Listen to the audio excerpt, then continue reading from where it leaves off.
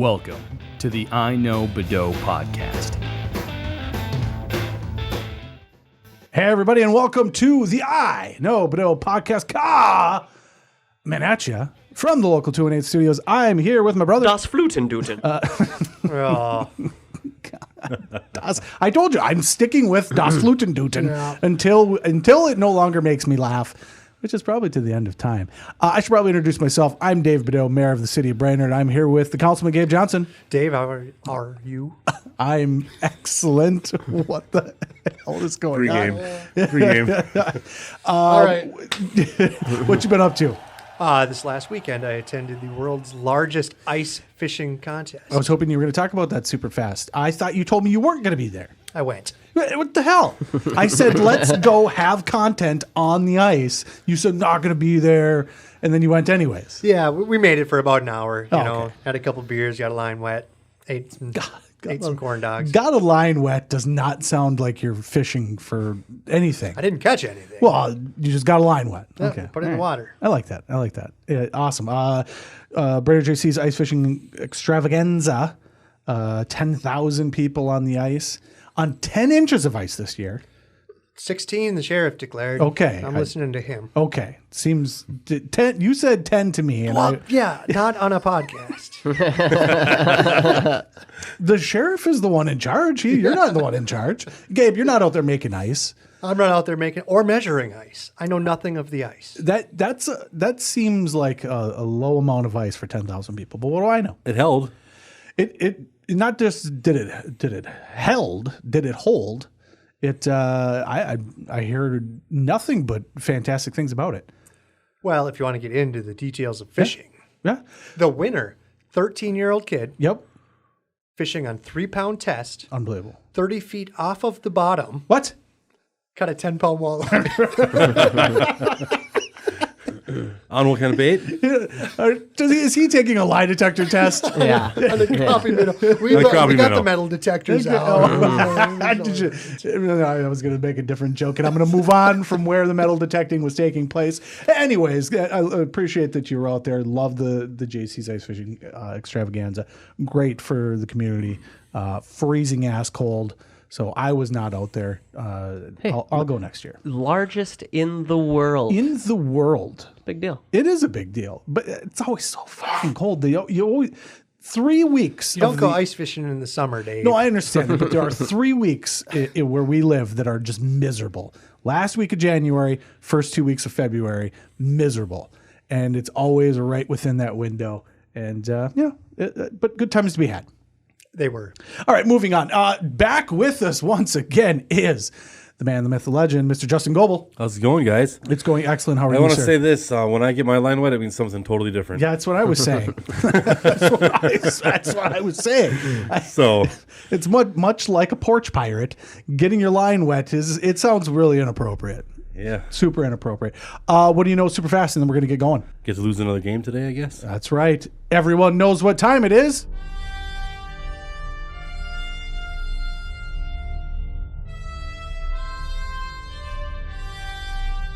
Game time. Ooh, that was really loud. My God, I apologize.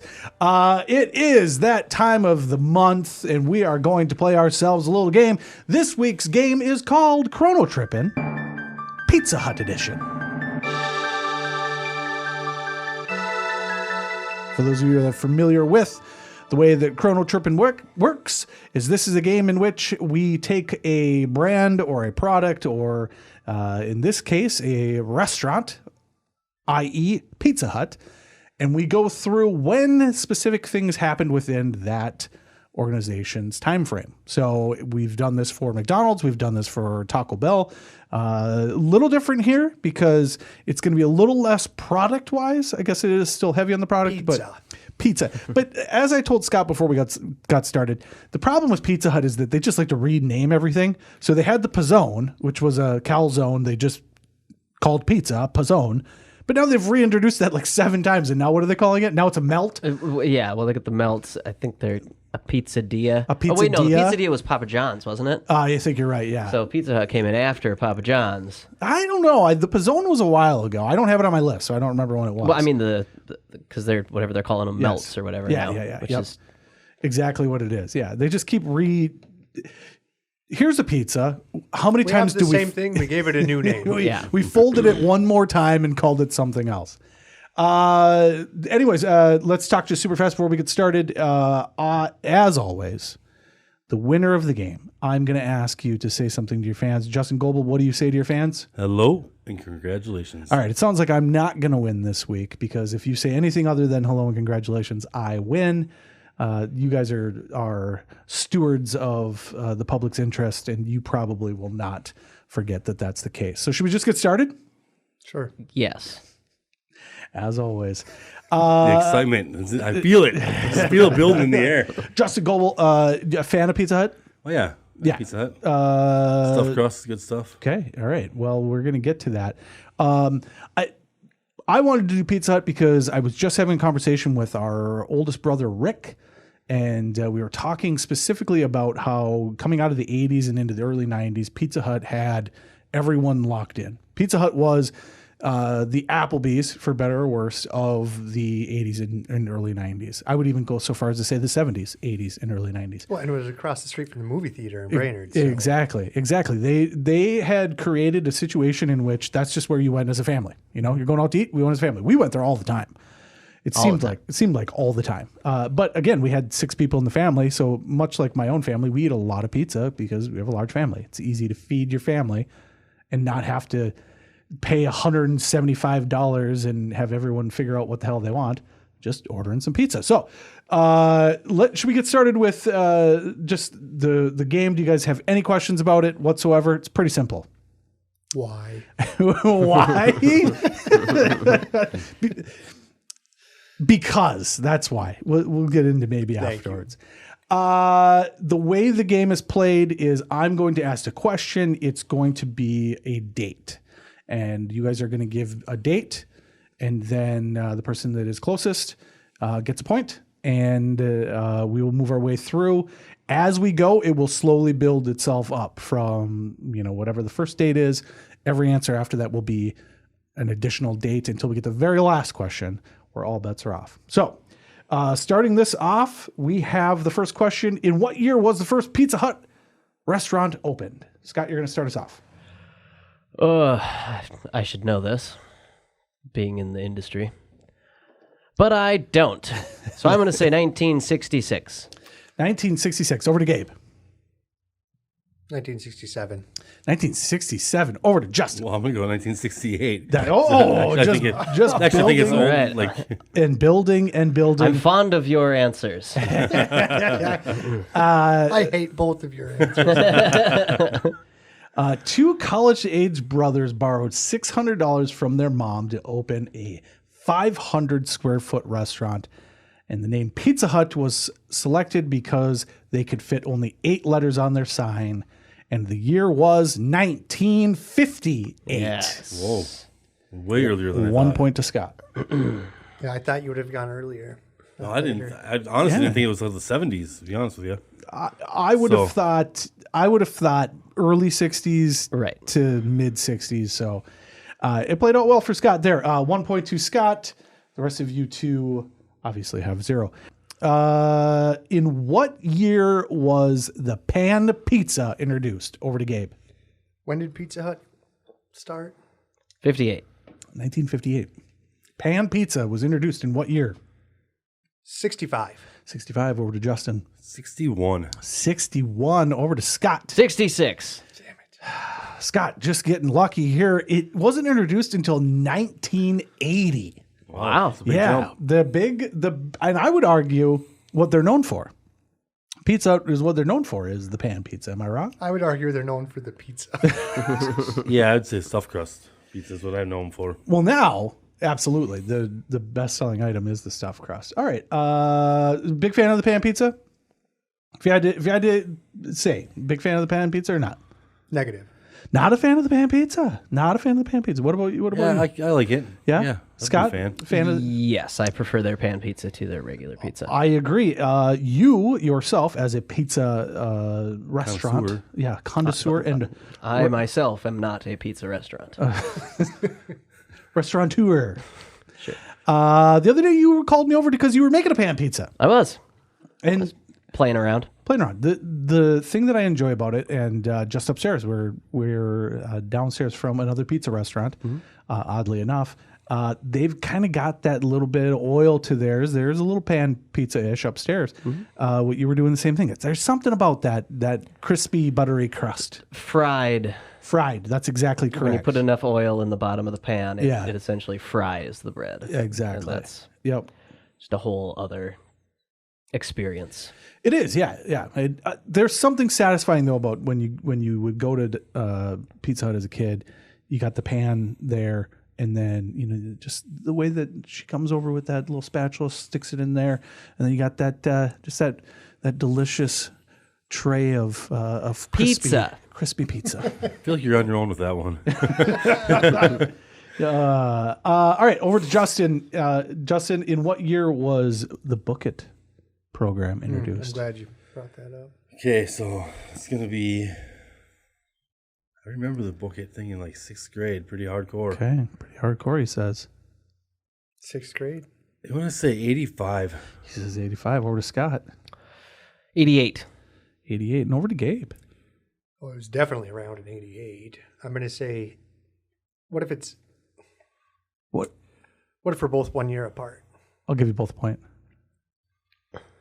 We're 84. 84. Ooh. The correct year is 1984.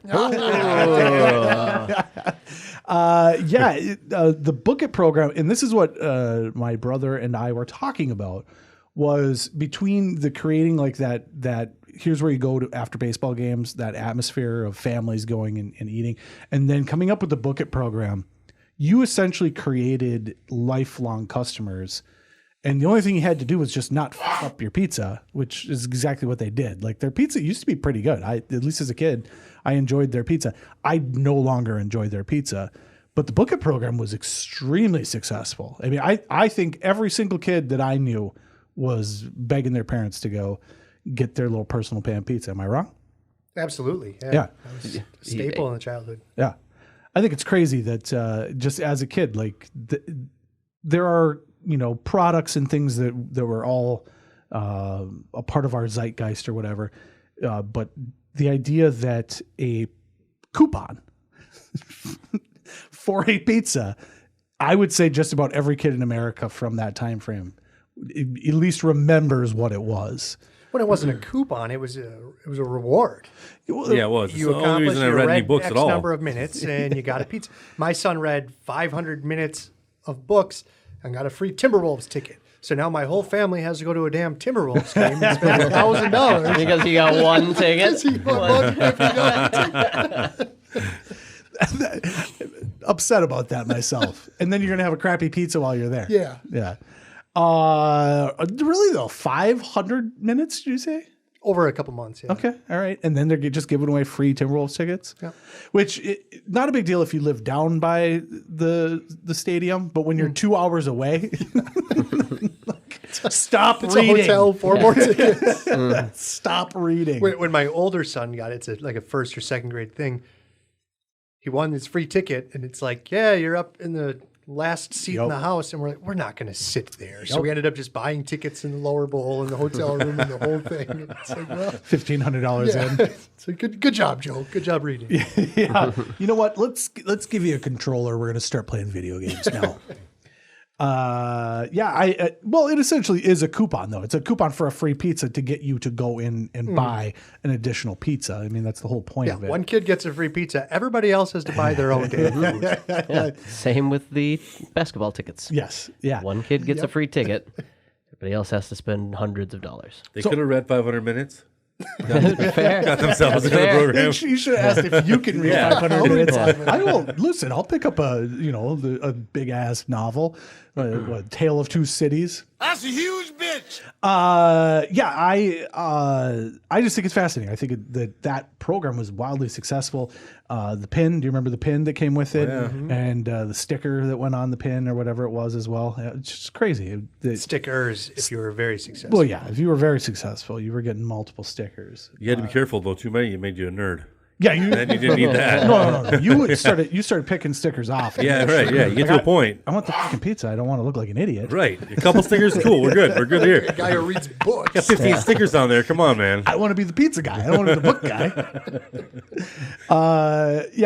I think it's fascinating. Really interesting was, as the mayor, I was invited to a meeting last summer with the school district, and it was specifically about like healthy habits with the kids and what they are and are not allowing.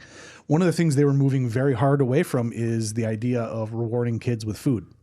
And so teachers are no longer allowed to hand out candy as a prize, like a Jolly Rancher or a Starburst or something. But they were specifically talking about like pizza parties and stuff as well. And in the conversation, they had said they're amazed at how much blowback they're getting from teachers and parents. And I said, I'm just going to be the voice of reason here. If you're getting that much blowback, an idea would be maybe slow down just a little bit and figure out why you're getting so much blowback. Because if the teachers are doing it, it's probably pretty effective. Now, granted, their comment is you don't want to associate food with rewards. You don't want to associate with a kid that, you do a good job and so then you eat. But you do a good job, you get a reward. Yeah. You get a treat. Yeah. Well, and but it's sometimes cheap. if you have 25 5-year-olds in your room, it's like, okay, everybody sit still for 1 minute and I will give you a piece of candy. And that's just how you manage the masses. And not to be rude, but like, okay, if a tiny drop of sugar on the kid's tongue gets them to calm down, let the teachers kind of have a little bit of control over that. But I just thought it was interesting. Was in that whole entire room, they looked at me like, interesting. Never thought of that. Never thought that maybe Never we thought should. that there was a reason. And if you're getting it from teachers and from parents, all right, just slow down. It doesn't mean that you can't implement a different way of doing this, but pizza parties were very effective as kids. You fought to get things, fundraisers, that sort of stuff. You fought to try to get a baseball pizza games party. to get them. Yeah. I mean, all of it. Yes, I am definitely on board on Team Pizza Party. Yeah. More pizza parties. Pizza parties all around. So this was before you owned the restaurant, I believe. So it must not have been the summer, because I believe it was before you owned the restaurant, because I don't want to be the one going Brother in. just owns a pizza shop. I don't want to be going in there going, hear me out, Hold guys. on. Hear me out here. What if we did pizza parties for everything? all of the time. More pizza parties. And all from Slice on Oak. Yeah. I agree with the not giving M&Ms. That's a terrible idea. No M&Ms. Pizza for everybody. Pizza, specifically slice on oak. All right, let's keep moving here. The next question is for, I believe, Scott again, is it not? Yes. This one's a weird one, okay? In what year, and this is on Pizza Hut's own website, do they say that hand-tossed pizza was introduced? Well, what the hell were they doing before? That's my question, and I could not find out what it was that they were doing. There must have been a different stretching method. Pressing it. Yeah, Probably, yeah. Press or just Yep. rolling Yep. pin. 89. He says 89 over to Gabe. 88. He says 88 over to Justin. 90. It Ooh, better be all the 89. way to 90. The correct answer is 1988. Oh, I should be getting double points for these. Just nailing it here. I think it's interesting. That is You've been piggybacking off everybody else's answers the whole damn time. You play to win the game. You play to win the game. clearly a reaction to Domino's, I would say. By that point, Domino's was heavy into the tossing of the dough. Everybody remembers that, like how fascinating it was to watch someone throw dough up in the air. And really, and I think you can attest to this, not that big of a deal. No. It no, looks great. There's many ways to stretch a pizza. Yeah. Well, The aesthetics of tossing the dough. yes. Yes, yes. it's a show. It's a show. In terms of food preparation, pretty high on the Mount Rushmore of visual appeal. Effectiveness to visual appeal, like probably not that effective, but like visual, it's the equivalent of flipping the bottle as a bartender. Like again, throwing things in the air evidently is the way to go. But Catching is very good. Yeah. can you catch my food? I Can guess you same drop thing. it first and then catch it? I guess same thing, like Benihana, like the dude flicking things up in the air. Yeah. Okay, I think we found a theme here. Throwing things in the air, yes, please, with my food. I want to go to McDonald's and have my Big Mac like tossed up and stacked on its own. That would be amazing. Perfectly. Yeah, it'd be like Spider-Man, the first Spider-Man movie with Tobey Maguire. He slips in the cafeteria and catches everything. Actually did that. No way. Took like 163 takes or something I don't like that. believe that. There's no way. They did. And you say cinema's dead. That reminds me of a video I was just watching where there's a robot that is learning how to do things without like being programmed to do it. So it's using AI. I don't like that robot. No, but the thing that they were showing it do was constructing a hamburger. And so it's picking up the fake plastic pieces of a hamburger and it's like, it puts the bun down and then it puts the burger patty down and then it just picks up the whole bottle of ketchup and puts the whole bottle of ketchup tops it with some lettuce. Stupid robot. So not quite there. Not quite there, robot. All right. So Justin struggling here. 0 points. Wow, yeah, I'm getting blocked out everywhere I go. Gabe's playing to win. Gabe and Scott both with 2 points. This is one of my favorites, and is it Gabe's first on this one? All right. Yes. Okay, Gabe, you're first on this I one. could go third if you- One of my favorites. In what year was the Bigfoot pizza introduced? Loved the Bigfoot. Had a big Yes. family. 7 kids in my family. We ate some big feet. Gotta love the Bigfoot pizza. I'm going to say that was 92.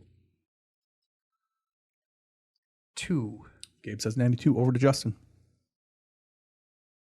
91. He says 91. Over to Scott.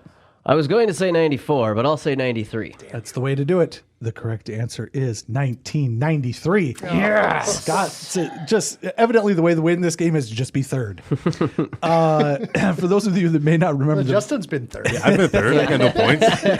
I have to live up to my reputation of games around here. well, you were kind of a dick to start things off, so I'm glad that you have 0 points. Why was I a dick? Oh, actually, no, that was Gabe. I'm sorry. Yeah, What the hell did he do? Yeah, you were fine. You were He fine. chose the north side of you, the north side of me instead of the south side of you. That was a big dick. So the Bigfoot pizza was 12 inches by 24 inches, and it was just a big rectangle pizza that came on a slab of cardboard in a bag, if I remember correctly. Did it not? It had a Bigfoot box. Did it have a Bigfoot box? This was a trend in 1993. So I believe it started with Little Caesars that had the big cheese, which was it was 2 Detroit style pan pizzas that side by side were 11 1/4 by 11 1/4, which made it 11 1/4 by 22.5 inches. So then Pizza Hut's like, well, fuck that. And not even an inch. Yeah. Or at least in the width wise. Well, you got a 11 1/4. We're going to go 12 by 24. But the best of that whole story was the same year Domino's said, we're getting in on this game. But instead of making a rectangle pizza, we're going to make a round pizza. So Domino's made the Dominator, which was 30 inches, except it was a circle. And the problem... That's huge. That's a big That's pizza. a really fucking big pizza. And the problem is, as you can imagine, is Domino's being a delivery place, it didn't fit in their fucking cars. So they literally made a pizza that you could not deliver. And I believe after making that mistake, they made it so it had to be picked up. The problem is people picking up pizzas still have the same fucking cars. It still doesn't fit in the car. It doesn't change. Bring your pickup. You get a U-Haul. Come get this pizza. 30-inch pizza. That's gigantic. Yeah, the big one that I have in my window for the slices is 20. 20. That's huge. It's a 20-inch pizza. That's a big pizza. Yeah, those slices are gigantic. Yes. Yeah. Holy hell. I'm considering getting some boxes that'll hold a pizza that large. Okay. So you can come get a 20-inch pizza. Yeah. Feed 5 people. Well, yeah. There's a One local pizza. There's a local place around here, Raffarti's, that has a giant pizza that you have to call the day before, like 24 hours early. They call it the party pizza. Gigantic. Love it because it's a little thicker than their normal pizza. But yeah, it's just you're a national chain. Okay. You see these people making something. You see the big cheese. You see Pizza Hut go, oh, we got you. We're going a little bigger. We're going Bigfoot. Super successful. You just rush to the market and you're like, I got this. 30 inches. I don't remember the Dominator. at all. You want to know why? Because you couldn't get the Dominator because you couldn't get it in your fucking car. I would love to see somebody hand toss a 30-inch pizza. Yeah. It would be very impressive. Well, you want to talk about Mount Rushmores of food preparation? Maybe the Dominator was it. So And maybe I'll give it a shot. just don't try and Gotta deliver get it. yourself a new pan. Just don't try and deliver it. Okay, so we are coming up on the last handful of questions here. I don't think a 30-inch pizza would fit in my oven. Yeah, it would. For sure. It'd be close. Yeah, for sure. I mean, this is saying 30 inches. Who knows? This could be. Disclaimer to everyone listening, watching the podcast: everything we do could be complete bullshit. No, this is me going on the internet and then trying to confirm. I can't tell you if any of this is true or not. So, all right. So interesting. That was 1993. You should do a game where you just lie. The whole time. Yeah. Everything's made Just- up. The whole thing's made yeah. up. Whatever he decides. Yeah, just pick arbitrary answers that we wouldn't know that you were lying about, and then we wouldn't find out for a couple of years. So the rule of it is, if I can get through without you guys calling bullshit, that I win. Great, I love it. We just want to tell you that that's We happening. call it Right. the Badeaux way. Well, that sounds pretty accurate. All right, here we go. Question number 6. Pizza Hut was the first national chain to offer pizza ordering via the internet. In what year did that happen? And we are Justin. It's a good question for me to go first on. Yeah, great question for you to go first on. 1998. It says 1998. Over to Scott. It's a good answer. Online or let's go 99. He says 99. Oh, Yeah, that's a tough one now. That's a tough one. I'm gonna say 2000. It says 2000. The correct answer is 1994. Really? 94. That's very That's what I was early. hoping Very Justin was early. gonna guess. Oh, am I that dumb? No. Well, that was the correct That's answer. Actually, I just gave that point to Scott. That's not Scott's point. I'll I'll That's take it. Justin's No, point. I'll take it. But how That's how I lose all logistically, when in the infancy of the internet, did they get the orders from the central processing station to the stores? I imagine they called. They didn't. It's exactly that's exactly right. You could order it on the internet, but it probably was delivered via floppy, and not even the small So the floppy. 5 1/4. Yeah, and in 94, that was still like old Macintoshes. Yeah, it took longer. Oregon Trail. It took longer to get connected to the internet than it did to make the pizza in 1994. Yeah, isn't that crazy? That I found fascinating. That I found to be complete and total bullshit. Yeah, that's Remember, not don't true. check any of these facts. Did we have internet in 1994? It was close. We did not. So our dad was an early adopter of computers. So we had the Tandy 1000, which was something from Radio Shack. And we had that way before most families had a family computer. We then rode that computer out longer than most people did. I think we went all the way to Windows 95 when we finally got our new Acer Aspire. Yes, that's right. Black. It was a black Yeah. cased computer. So yeah, we had the It Tandy. was almost more of a dark green. Oh my God. Jesus.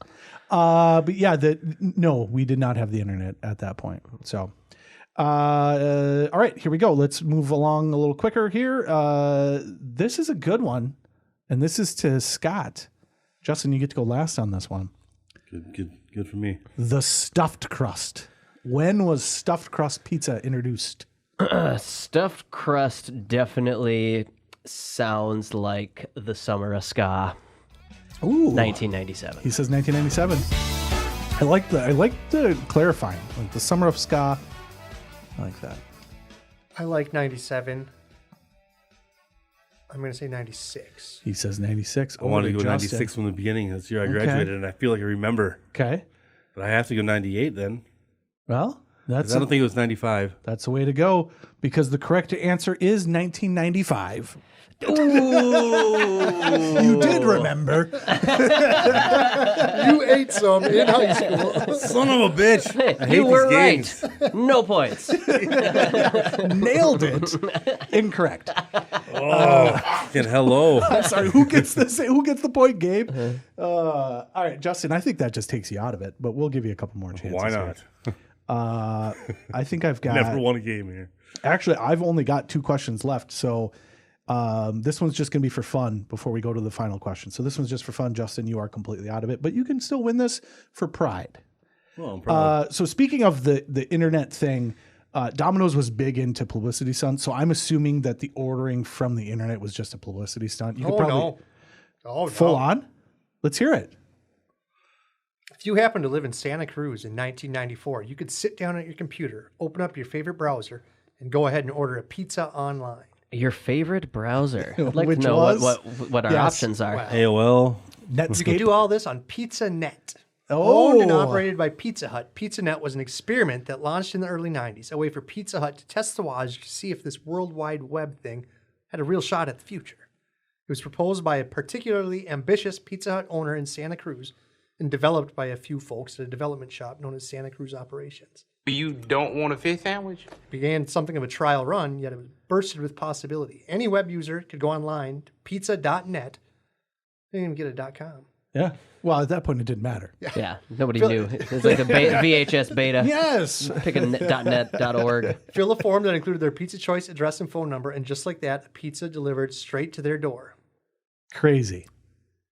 I mean, 1994. That's. It was one of the first few thousand websites on the internet. Oh, really? Yeah. Yeah. Pizza Hut is pushing the boundaries of what is possible.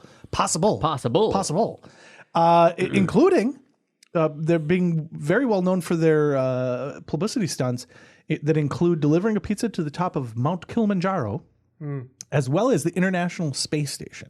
I remember the ISS one. Yes. However, the question at hand here is true or false that Pizza Hut once had a plan to laser their logo onto the moon. Are they or are they not Dr. Evil? I don't know who goes first here. I believe it's Gabe. Gabe now. True or false? This is just for fun, so don't overthink it. Well, I'm going to say true because why would that be out there if they didn't say, hey, I've got a plan. Right. Yeah. Didn't say they did it or tried it. They No. had a plan. Yeah, I would say true as well. Yeah, somebody somewhere was like, could we do that? Yeah. False. But Scott says false. The correct answer is true. Pizza Hut moved forward with a plan to laser their logo onto the moon and only stopped when they found out that it would have to be the size of Texas in order for you to even be able to see it anywhere from space. So they were planning on doing this and then realized that ain't gonna work. We're gonna I hope did we start back in 1994? Because if we didn't, we're gonna be waiting a long time for That this would logo. be pretty fucking cool if the Pizza Hut logo was on. Yeah, just imagine. Like, nobody tells anybody. You just walking home one night, like, is that Pizza Hut? Pizza Hut You logo? start seeing it as it's growing, like as they're doing it. Yeah. Actually, It's the Pizza that would Hut. be really fun because it'd almost be like an etch-a-sketch, just slowly watching. Like, what is it? What is it? Is it a house? Yeah, we could do a podcast it's on a what it's going to be. It's a hut. Oh my god! Yeah, they were going to do it. They were big into just doing a bunch of random stuff. I'm surprised they haven't. I haven't seen, but I'm surprised they haven't tried to deliver underwater or anything. Yeah, when Just seems are like they something to going do. to team up with Red Bull? Oh, Do some crazy stunt deliveries. yeah. With the the make a phone 30 call. inch. Get in on that. You should. Bring a 30-inch pizza out on a crashed ice. We're going to use this pizza as a parachute. All right, so this is the last question here, and this is for Gabe and for Scott. Which one of you would like to go first? No. I'll let Scott. You're going to let I Scott said go no. first? I'm going to allow it. Scott, you're going to have to go first on this. You're going to say a date, and this is anywhere within their time frame, okay? Okay. So in 1999, Pizza Hut started 1999. started a series of changes to its long-used logo. In 2019, they reverted back to that red roof logo. Okay. When was the familiar red roof implemented into Pizza Hut stores? And we're going back to the beginning. Going back to the beginning. So 1958 is the beginning. When did they actually start implementing the red roof onto their stores? I know this. Okay. 1963. He says 1964. 1963. Gabe says 1964. The correct answer is 1969. Gabe, you are the winner. What's funny about that is this is another one that had a lot of conflicting reports. So it's bullshit. No. This is right off of their own website, and it says in 1969 is when they started implementing it. 1963 is when they actually had an architect come up with the idea for it. 1965-ish, they may have tested it, but the actual implementation of this is what we're doing now was definitely 1969. So, but yeah, that popular look that you know of, that straight from the beginning of the 70s all the way through 1969 and onward. That's. Our local one painted their roof gray for a while. They did. Wasn't it like brown? Is it still gray, or did they red go back again. to red? They went back to Finally red. red. Why would you do gray? I don't get it. And I would argue that a phenomenal decision just on Pizza Hut's part in general, just to go back to that logo, because it's just a nice, crisp, clean-looking logo. And those other ones they had were really weird, like so cartoony. Designy, yeah. The font was bad. It was. Why is there green? I mean, I know you're trying to make it look fresh, but I don't need my pizza to look fresh. I need my pizza to look like it's I just don't want anybody to out pizza the Hut. No, but nobody should. But yeah, so 1969 is the correct answer. Gabe Johnson, you are the winner. Go ahead and say something to your fans. Hello and congratulations. Hello and congratulations is correct. Gabe Johnson, you are the winner. Gabe, favorite pizza just in general? Slice on Oak. Slice on Oak? Well, I The appreciate margarita that. from Slice on Oak. The specific. margarita. Okay, so you're a margarita pizza guy. Yeah. I'll take a margarita. I appreciate the margarita pizza. Over here to Justin. Justin, favorite pizza? Slice on Oak. There's some good one now. Let's move away. Hey, it's okay. It's okay. I'll be completely is the honest. best You pizza. can tell me you want a good Chicago deep dish. Yes. No. What style of and topping and sauce? The chicken bacon ranch pizza at Rafferty's is pretty Okay. unbelievable. Okay. All right. I appreciate that. Chicken Take strips. it The back now. The chicken strips at Slice on Oakville are unreal. All those things are amazing. Very Oh, yeah. good. Hand Very breaded, good. 2 order. That's Very what I'm good. saying.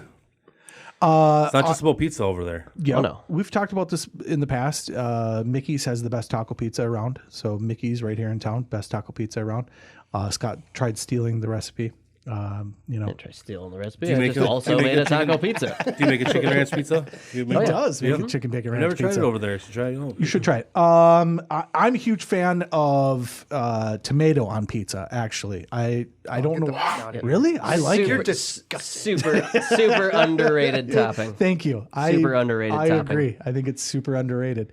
There are only a handful of pizzas that it goes with. Chicken is one of those. Chicken is a great opportunity, and taco. Obviously, you can put the tomato on there. But I'm a huge fan. I'm a huge fan of the tomato on the pizza.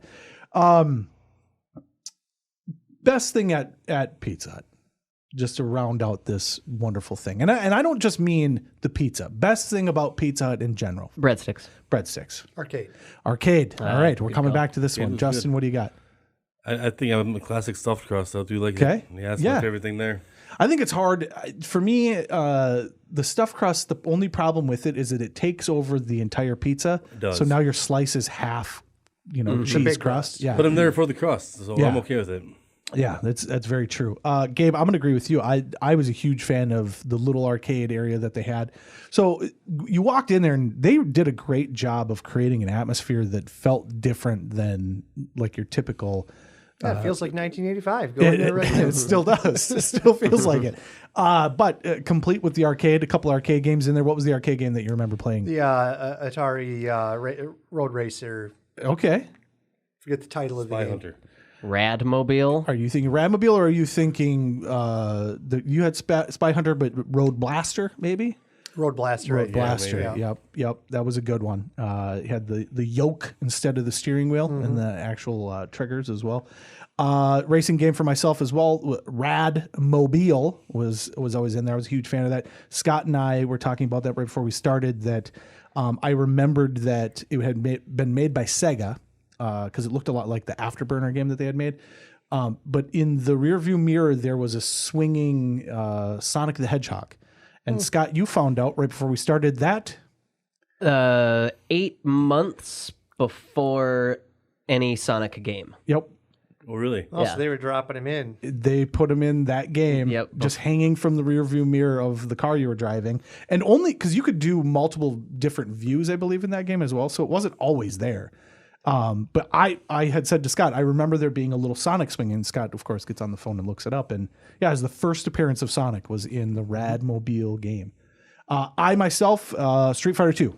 There was a Street Fighter 2 cabinet there. That's where I learned that I think Vega in that game is really cool. I am not good with the character Vega in the game Street Fighter 2. So lost a lot of quarters playing that baby. Nothing better, though, than just the family ordering the pizza, you going over, a couple kids over there, so it's a little rowdy. You don't really know everything that's going on, but you get some games in, and they're getting called back to eat the pizza. Then you're doing the back and forth a little bit. You get the slice, you take a couple bites, you run back over. Hey, it's great. There needs to be more of that in the world. Birthday parties are always good over there, too. Yeah, not bad. Not bad. I was a fan of the layout as well. The way they had that whole thing set up with the high-backed booths around the windows, the curtains on the windows. I mean, come on, what are we doing here? This is classy. The chandeliers. The chandeliers, which is the best thing they've done with that ad campaign that they have going now. The showing that chandelier is awesome. We have basically that same looking chandelier, only it doesn't say Pizza Hut, in the entryway to our house right now. And the other day I looked at it and I thought to myself, you know what? We should probably swap that out. We should probably swap that to a pizza. Should get a Pizza Hut logo on there. I know a guy can make one for you. Yeah, stick it on there. We should do that. All right, that's enough of Pizza Hut. I just thought it was interesting enough to go through a quick episode of that. I like that game. I like the idea of going back and just trying to figure out when things were. Again, real tough with Pizza Hut because they've got some really weird things as well with their crust. They've got one that's hot dogs in the crust. So it's like little break off. It's like pigs in a blanket? Yeah, it's like pigs in a blanket. As a crust? Yeah, they have one that's like that. They've got. Do they? Yeah, and in different countries, they've got other ones. I saw one that was shrimp. The same idea. No, Same here. Seafood. No, I don't want. Yeah, it's not just that I don't want seafood. I don't want Pizza Hut seafood. A Pizza Hut hot dog. Yeah, sounds like a hot dog. That sounds. That's a hot dog. Pretty accurate. That sounds pretty accurate. I got one other thing to just bring up super fast, and then let's get out of here. I watched the show or the movie, excuse me, All Quiet on the Western Front. Has anyone here seen that? Have seen. The new or the previous? The new. So the old one is like from the 40s, I believe. Classic novel about World War I, not World War II, World War I, from the German perspective. And what was your take on the film, the new one? I thought it was great. I thought there was, it's one of those movies that got me really into it, really, because it's really intense and less dialogue, more of just things happening that you have to pay attention to. Yes. And it's pretty cool. Yeah, I really enjoyed it. And actually, you say less dialogue. It was a good 15 minutes before I realized, wait a minute, this is redubbed. Because there's so little talking in that movie, or at least you see because the whole first scene is a actual, in war scene, a battle. But obviously World War I with the trenches. And really cool opening segment of it starts off, go, and the guys climb up out of the trench and start running towards the other dudes and just get mowed down. And then I don't think this is spoiling anything, is it? No, it's the opening. Yeah, it's the opening. It's like the opening of Saving Private Ryan. Yeah. So all these boats landed on D-Day. Yes. And a bunch of guys got and a mowed bunch of down. guys died. But what they do then is the guy, you know who he is because they keep calling him Heinrich. And then I don't think you actually see him die, but it then is a bunch of dead bodies and then repurposing of the clothes. So they're taking the bodies, repurposing the supplies, and then you watch these clothes get drove back and then washed and then resewn. And then the main character from the film gets this guy's clothes, and that's like the start of the film. And Fantastic. I loved it. It's super cinematic. It's the sound design was fantastic as well, but just brutal. I wouldn't say overly gory, less gory than Saving Private Ryan. Less blood and guts, but a lot of just war as hell. Yes, visceral. Like two dudes having to look each other in the eye while the one stabs the other one. What was it called? All Quiet on the Western Front, which is a classic novel that's now been redone, and it's German, I believe. I believe this was done. This current version is German. It's redubbed. It's a little weird. There are times when, like, where one of the guys will be speaking, and what I started doing was just looking at them in the eye, like just not watching their mouth move because it was a little off-putting. But there's so little dialogue in the actual film, and it's just watching soldiers that are super excited to go to war. And then, as I've said in the past, realize it was a terrible mistake, and right away immediately realized this was a really bad idea, and then just the whole idea of World War I and trench warfare and the horses and tanks. That's what we've said. Yes, horses and 8 million horses die. World War I doesn't get enough play in our cinema or culture. It was crazy bad. And so in this, they don't really get into the gas. Like they imply the gas, and there's a little bit of death from the gas. But that was a huge thing, was just the killing of people with the mustard gas. But I would argue the movie's a little long because I text you and was like, holy, this is incredible. Awesome. I said, it is a great movie. And then you're like 45 minutes later, you're like, wait a second, it's still going. I was like, I thought this was done 45 minutes ago. But there is a battle right in the middle of it that is just unbelievable. And I highly recommend it. It's on Netflix.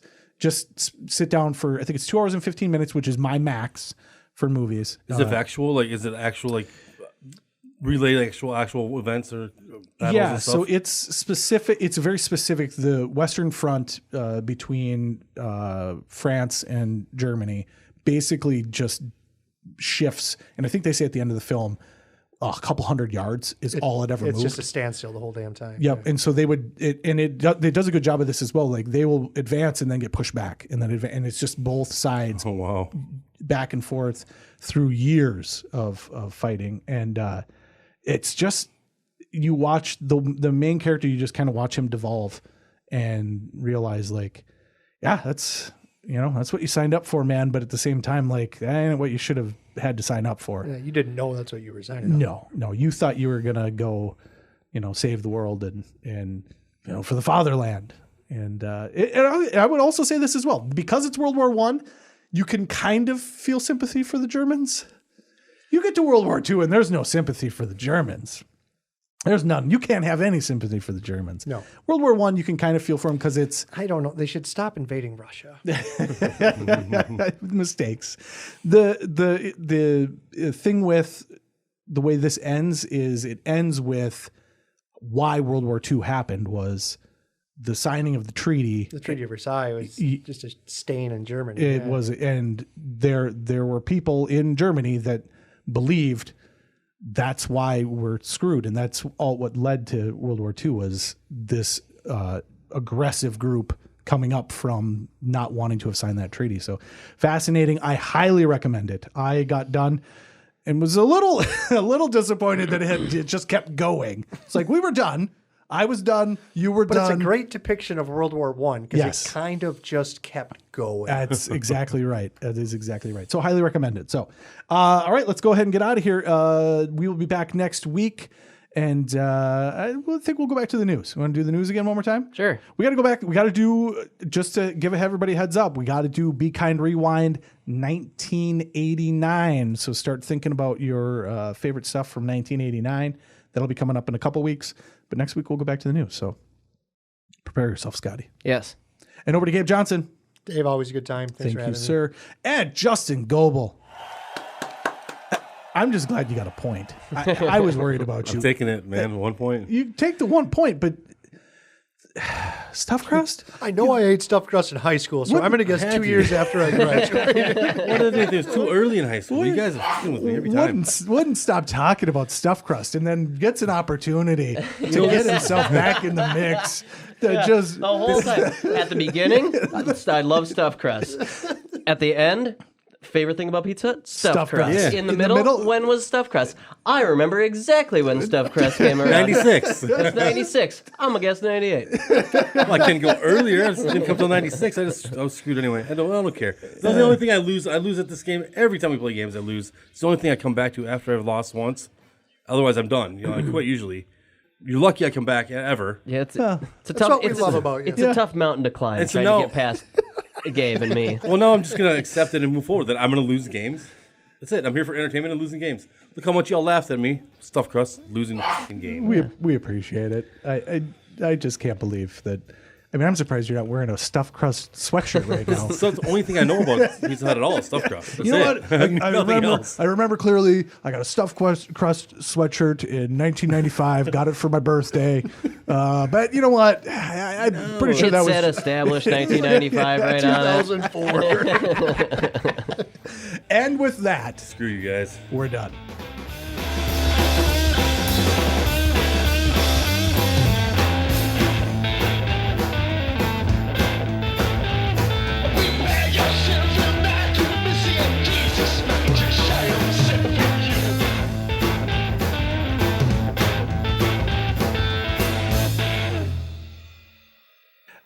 This question, I'm going to throw it out there just because I had an answer, and then everything else I saw after that seems to prove me wrong. But in what year do you think the breadsticks were introduced?